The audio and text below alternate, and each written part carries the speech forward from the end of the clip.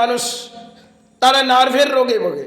কারণ ওই জন্য তো আজকের তারিখে আমরা সাইকিয়াট্রিস্ট ঢুনি, বহু ডাক্তারকে খুঁজতে যাই যে এক একটা উপায় বার করার জন্য। চলে আসা যাক পুরনো সময় মহারাষ্ট্রের বুকে ডক্টর কেবি পাটকার, তা ওনার সাথে বহু কিছু আলোচনা টেবিল হয়তো একটা সময় মহারাষ্ট্রের বুকে করেছিলাম। তিনি দাদরে বসতেন বটে, তবে তিনি অসাধারণ কথাগুলো আমাকে একটা শিক্ষা দিয়েছিলেন।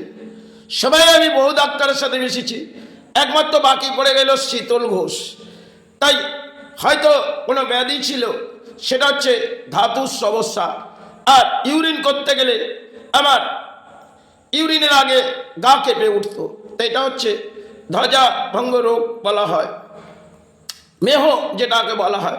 তাই যাই হোক, এই রোগের ভিত্তি নিয়ে আমি অতটা জানি না, তবে এই রোগটা যখন সৃষ্টি হয় তখন আমার বাল্যকাল এবং যখন জওয়ানি আসার পর এই রোগটা শুরু হয়, তখন মহারাষ্ট্রের বুকে একটি নর্থ বেঙ্গলি এর একটি ডাক্তার, তিনি আয়ুর্বেদিক। তাই তেনার কাছে যখন পৌঁছালেন, অসাধারণ ডাক্তার, তিনি আমাকে দূর পথে একটু দাঁড় করালেন। দাঁড় করিয়ে অসাধারণ ব্যাখ্যাটি বললেন যে বাবা, আমি হয়তো পেশেন্টের সাথে কথা বলি না, তবে তোকে কিছু কথা বলবো। সত্য কিন্তু তিনি 400 থেকে 450 পেশেন্ট দেখতেন। আর উনি হিমালয় কোম্পানি এবং বড় বড় কোম্পানির একটা প্রজেক্টে ছিলেন। তাই তিনি আমাকে অসাধারণ কথা দূরে দাঁড় করিয়ে আমাকে জিজ্ঞাসা করলেন আর সেই ব্যাখ্যাগুলো বললেন। বলার পর বললেন, বাবা এই ওষুধগুলো হয়তো আয়ুর্বেদিক, তাতে তো সাইড ইফেক্ট হবে না, তবে এটুকুন তোকে বলতে পারি, তুই 1 থেকে 1.5 বছর এই ওষুধটি কোর্স কর।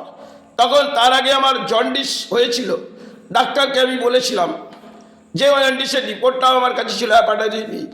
তিনি তখন বললেন যে এটা লিভারের তত্ত্ব হজম হয় না, তাই লিভার থেকে অনেক রকম রোগ সৃষ্টি হচ্ছে। আর সব থেকে বড়, তোর এই ধাতুটা তরল, আর এই তরল হওয়ার জন্যে তোর কিন্তু শারীরিক দেহর মধ্যে অনেক রকম রোগের বাসা বাঁধছে।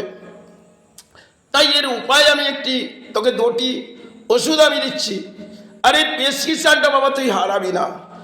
তখন আমি বললাম, ডাক্তারবাবু এই মহারাষ্ট্র থেকে আমি বাংলায় ফিরে যাব। তিনি বললেন সে বাবা, এই রিপোর্টটা যেখানেই থাকিস তা আমার ডিপার্টমেন্টে পাঠিয়ে দিস, জেরক্স করে আমি তোকে ওষুধটি ফের নির্ধারিত চেলে দেবো। যাই হোক, তিনি হয়তো আজ নেই, তিনি কিন্তু অসাধারণ ডাক্তার ছিলেন। আর যিনি কেবি পাটকার সাইকিয়াট্রিস্ট মহারাষ্ট্রের বুকে, তিনিও অসাধারণ ব্যাখ্যা বলেছিলেন। এগুলো মহারাষ্ট্রের বুকে আরেকটি লিভারের ডাক্তার, তিনি এক লিভারের বড় ডাক্তার। তিনি তখনকার দিনে কম্পিউটারে ওষুধ লিখতেন। তিনি আমাকে বললেন যে তোর অ্যাসিডিটি হচ্ছে, তোর অ্যাসিডিটির মধ্যে তোর কোনটা খেতে ভালো লাগে আর কোনটা খেলে তোর প্রবলেম হয়। তখন আমি বললাম যে আমি এই জিনিসগুলো খাই। উনি বললেন যে তেলে ভাজা জিনিসগুলো তুই যে খাস, তোর মনে হয় অ্যাসিডিটি হয়তো। আমি বললাম হ্যাঁ। তখন তিনি বললেন এগুলোকে বন্ধ করবি, আর তুই রিচ জাতীয় খাবি না। সবে তো তোর লিভারের হাত থেকে ভালো হয়েছিস, তবে সেবেই কিছু ওষুধ দিচ্ছি, এই ওষুধটা দীর্ঘ সময় খাবি না, কিছুদিন খাবি, খেয়ে দেখবি, তারপর যদি ভালো না হয় প্রয়োজন পড়লে আমার কাছে আসবি। আরেকটি ডাক্তার, সেটা হচ্ছে তার বাড়ির আগের অংশে যখন মহারাষ্ট্রের মুখে আমি কাজ শিখতে গেলাম, তখন একটি হাত হঠাৎ কাজ করতে করতে একটি হাত অকেজো হয়ে গেল। তখন ও ডাক্তার করতে গেলাম, করতে গিয়ে একটি বড় ডাক্তারের ঠিকানা মিলল। তিনি আমাকে একটি ওষুধ দিলেন, যে ওষুধটার মূল্য ছিল তখনকার বাজারে 6 টাকা, এবং আমি ফি দিয়েছিলাম তাকে তখনকার বাজারে মনে হবে 800 টাকা থেকে 900 টাকা। তিনি কাপ প্যারেডে বসতেন। তাই তিনি আমাকে একটি ব্যাখ্যা বললেন, অসাধারণ ব্যাখ্যা, যেটা আজকের সমাজে ডাক্তার দিতে পারবে না। বলে এই 2 পাতা ওষুধ লিখছি বাবা, আর এই ও 2 পাতা ওষুধটি খাবি, খেয়ে যদি প্রয়োজন হয় তবে আমার কাছে আসবি, তবে এই ওষুধেই তোর কাজ হয়ে যাবে। এটা হচ্ছে নার্ভে ব্লাডগুলো ক্লিয়ার হচ্ছে না, আর এই ব্লাডগুলো কোনো কারণে তো নার্ভ নিস্তেজ করছে। যাই হোক, সেই 1 পাতা ওষুধ খেয়ে দেখলাম আস্তে আস্তে হাতগুলো, একটি হাত থেকে 2টি হাত ব্লক হয়ে গেলেন, কাজ করতে পারছি না, মানে প্যারালাইজ টাইপের হয়ে গেল। সেটা আপনি কিন্তু ওই ডাক্তার যে 2টি ওষুধ লিখলেন তাতে কিন্তু আমার সমস্ত রোগটা সে সবাই ভালো হয়ে গেলেন। এরপরে আমি সাইকিয়াট্রিস্ট ধরলাম, কারণ নার্ভের সমস্যাটা অধিক এলো। তাই নার্ভের সমস্যা আসার পর আমি মহারাষ্ট্র থেকে ছেড়ে ফের বাংলায় এলাম। বাংলায় আসার পর আমি বড় বড় ডাক্তার দেখেছি। ডক্টর সৈকত বাসু, তিনি পিয়ারলেস হসপিটালে একটি বড় ডাক্তার। তিনি বেশ কিছুক্ষণ আমার সাথে আলোচনার টেবিল বসলেন। সেখানে 45 মিনিট তিনি কিন্তু চিন্তা করলেন। চিন্তা করে আমাকে একটি ব্যাখ্যা বললেন, সে দেখো তুমি কি করো। আমি করণীয় জীবনটাই বললাম। আরেকটি জীবন বললাম যে আমি একটু নাম জপের মধ্যে থাকি। তিনি বললেন অত্যন্ত ভালো কথা, তবে 2টি ওষুধ আমি দিচ্ছি, এটা বেশ কয়েকটা দিন খাবে, খাবার পর কিরম আছো সেটা আমাকে জানাবে। তবে আশা করি এই ওষুধগুলো দীর্ঘ সময় তোমাকে কোর্স করতে দিচ্ছি। আর একটি ওষুধ দিল যেটা হচ্ছে আমাদের সেক্সটা জেগে যাবে, সেক্সটা নর্মাল। তিনি কিন্তু বুঝে নিলেন। তিনি আমাকে অতটা জিজ্ঞাসা করলেন না। 45 মিনিট একটি বোর্ড করলেন, বোর্ডে আমাকে বেশ কিছু কথা বললেন। কথা বলতে বলতে তিনি ওষুধটা লিখে দিলেন। এসে খেয়ে দেখি, হ্যাঁ সত্যিকারে ওষুধের মধ্যে যে ফাংশনটা দিয়েছে তাতে আমার কার্যকারী হচ্ছে। তারপরে বেশ কিছু সময় ওটা কার্যকারী হলো না, তবে নার্ভেরও কিছু কার্যকারী হচ্ছিল, তারপর সেটা বিফল হলো। এরকম করতে করতে ফের আমি একের পর এক সাইকিয়াট্রিস্টের কাছে যাই। তো জীবনে দুর্ভাগ্য ছিল, তো গিয়ে দেখলাম। এবার ওখান থেকে আমি গেলাম মেডিকা নার্সিং, সেখানে ডক্টর সৌরভ দাস, তেনার কাছেও কয়েকবার অ্যাপয়েন্টমেন্ট করলাম। তিনি প্রণাম জানালেন, প্রণাম জানিয়ে আমাকে একটু হাঁটাচলা করলেন, করিয়ে বললেন এই একটি ওষুধ দিচ্ছি, এটা আপনি গ্রহণ করবেন এবং এই ওষুধটা 3 মাস পর আপনি এসে পরিবর্তন যদি না আছে এটাকে আমি চেঞ্জিং করব, তবে আশা করি এতে আপনার কিছুটা কার্যকারী হবে।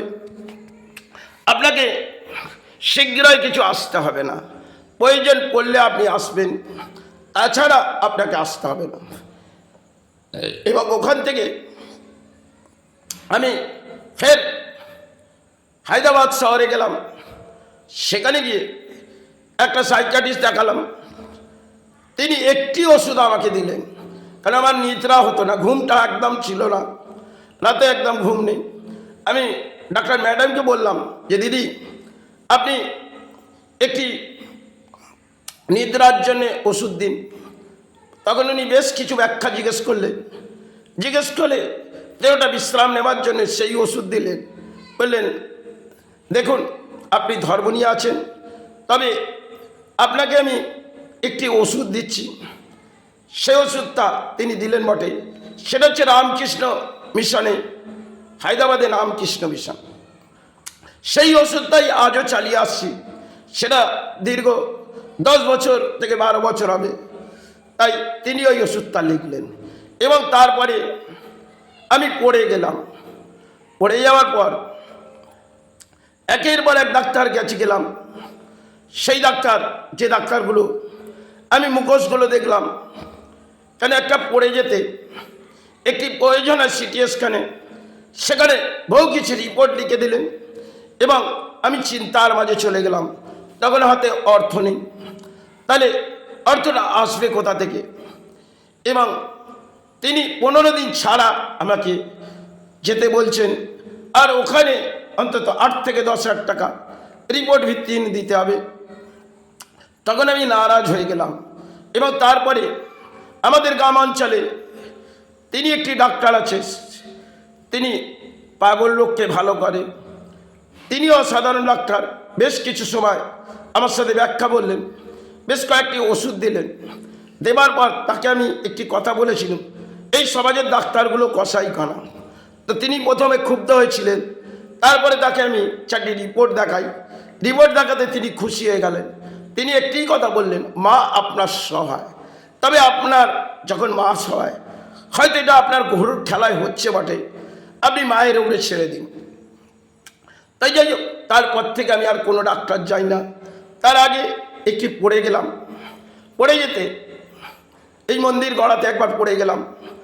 হঠাৎ ডাক্তার বলল প্লাস্টার করতে হবে। যাই হোক, প্লাস্টার করতে হবে, কেন হাড় চোট হয়ে গেছে, তাই আপনাকে প্লাস্টার অতি শীঘ্রই করতে হবে, হাড়ে চির খেয়ে গেছে। তাই আমি না ভেবে চিনতে প্লাস্টার করলাম। পরের দিনে ওই প্লাস্টার ফের এই স্থানে বসে কেটে দিলাম, কেন উনি বললে 1.5 মাস আপনাকে বিছনাচর্যা।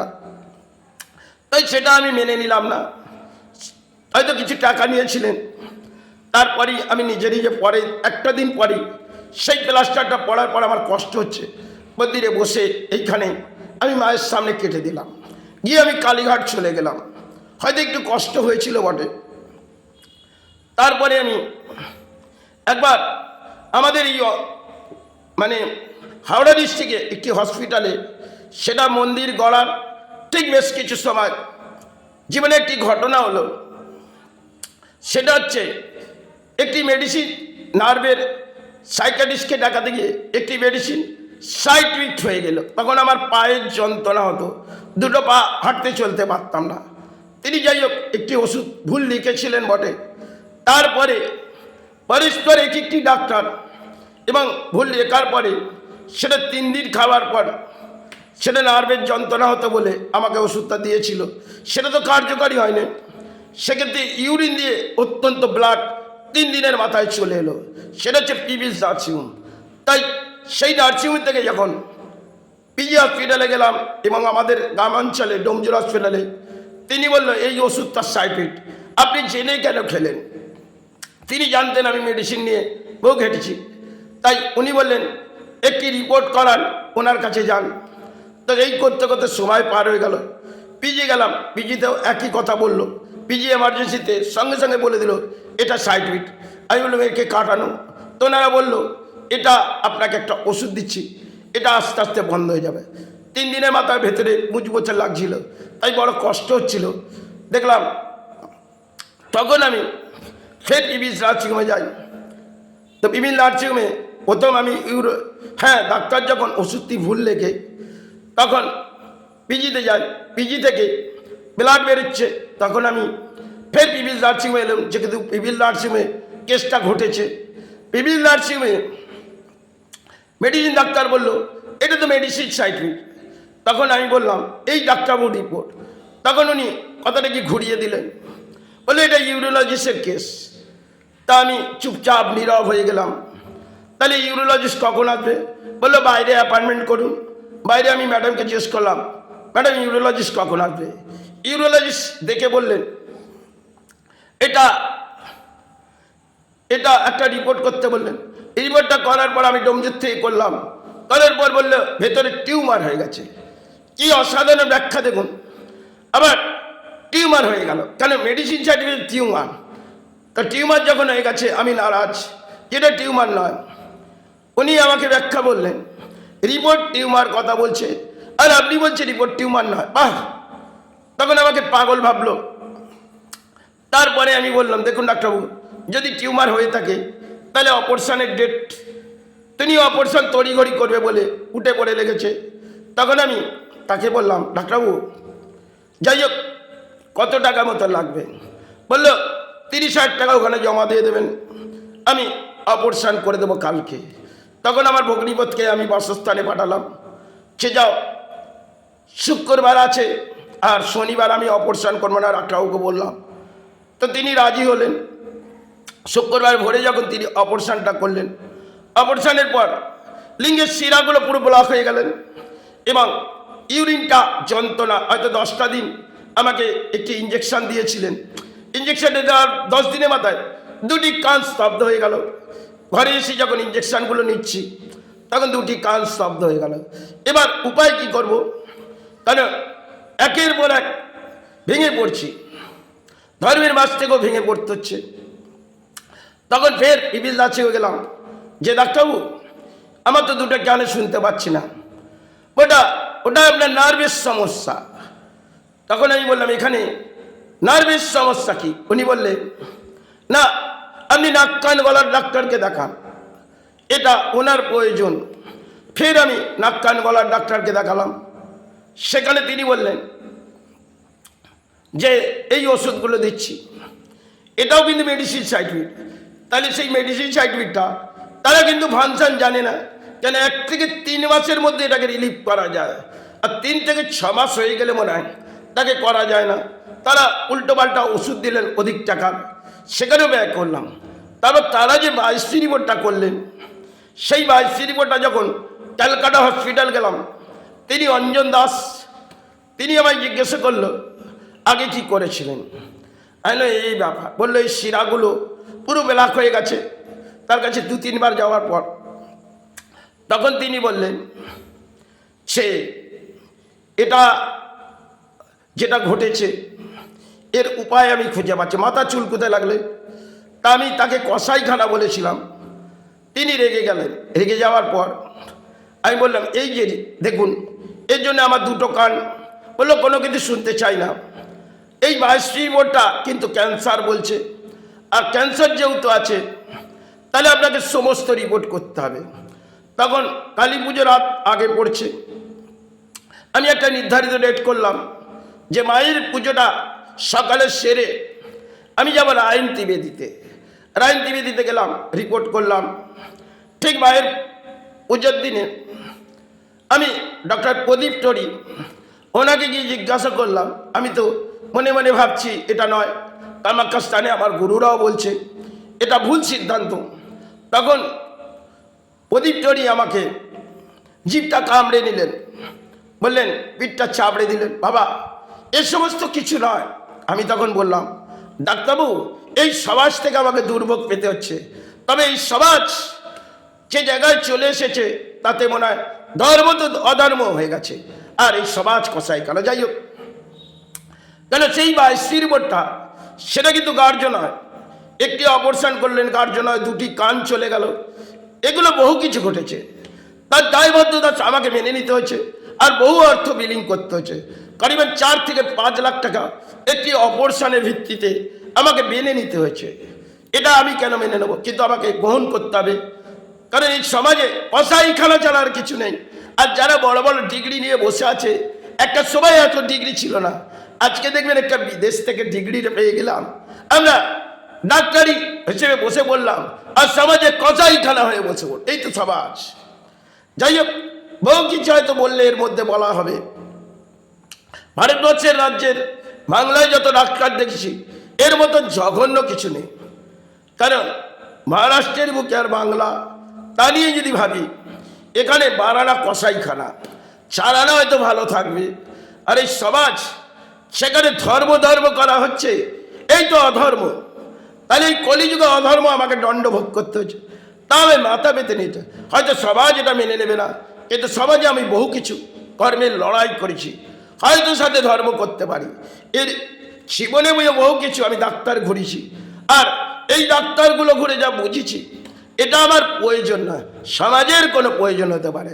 যখন আমি পড়ে গেলাম, তার পেছনে বহু অর্থ ব্যয় করেছি। কেন একটা পড়ে যাওয়া ভিত্তি অনুযায়ী তাদের পিজি থেকে আরম্ভ করে, কেন ব্রেনটা পড়ে যাওয়ার পর চোট হয়েছিল, এবং হায়দ্রাবাদে গিয়ে একটি হাত ব্লক হয়েছিল, সেটাও 2টি হাত আমার ভালো হয়ে গেল। বহু কিছু জীবনে কেটেছে। একটা সময় বাল্যকালে তখন হাতটি ব্লক হয়েছিল, আবার নতুন করে যখন বাইক থেকে পড়ে গেলাম, সেটাও একটা ঘটেছিল। তাই যাই হোক, রামকৃষ্ণ মিশন সেখানে তারা আমাকে সহযোগিতার হাত তুলে দিয়েছিলেন, তা আমি সেটা গ্রহণ করিনি। আমি মহারাজ, তিনি আবদাস মহারাজ বলে আছে, তাকে আমি বলেছিলাম যে সন্তান পরিবার আছে, ডাক্তারবাবু আমার কাছে ওষুধের মতন অর্থ নেই, আর এই ওষুধ খাবো কি করে। সে সময় আমার খুব দুরবস্থা। হয়তো হায়দ্রাবাদে গেছিলাম সেখানে কিছু কর্ম করতে, হয়তো কর্মস্থান ছেড়ে দিয়ে আমি কিছু রাজ্য ঘুরতে গেলাম, সেখানে দুরবস্থা এসেছিল। তাই জীবনে বহু কিছু কেটেছে, আজ তাদের প্রয়োজন নেই। হয়তো ধর্মই আমার কাছে শ্রেষ্ঠ, আর অধর্ম আমার কাছে এটা পরাজয় নয়। আমি অধর্ম পরাজয় করি না, ধর্মকে পরাজয় করি। তাই যাই হোক, সমাজ আমার ব্যাখ্যা নাই গ্রহণ করুক।